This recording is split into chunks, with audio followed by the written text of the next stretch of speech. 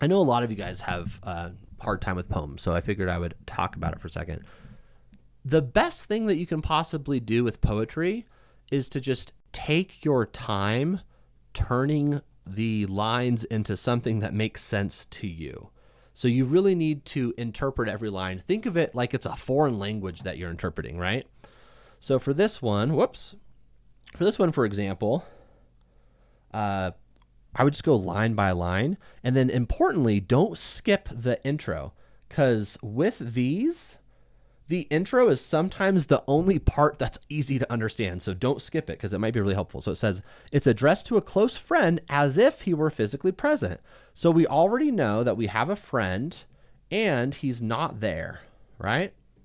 So that's helpful because it says as if he were physically present, but he's not. So weary with toil, I hurry to bed. So toil means work. I'm going to bed. So I'm just going to put like, I'm tired. The deer repose for limbs with travel tired. This just seems to be expanding on the idea of like bed being the place to go when you're tired. So I'm just going to say going to bed. And then to be clear, I probably wouldn't actually be taking notes on this. This is what I'm thinking in my head. You'd be better off maybe coming up with like one actual written note every couple of lines, depending on how challenging the text is. But then begins a journey in my head to work my mind when body's work expired. Okay, so this part's kind of hard, but a journey in my head is basically just like thinking, right? So I'm thinking to work my mind when body's works expired.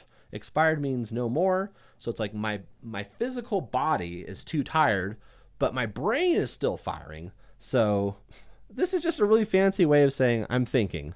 So I'm just going to put thinking. Sorry about my terrible handwriting. Oh, I should probably turn off Desmos. We don't need that for this, right? For then my thoughts far from where I abide, from far where I abide. So yeah, again, we know this person's thinking. Far from where I abide means I'm thinking my thoughts are not here. My thoughts are somewhere else. Begin a zealous pilgrimage to thee. So this is where it might get a little bit hard because like, what if we don't know what zealous means?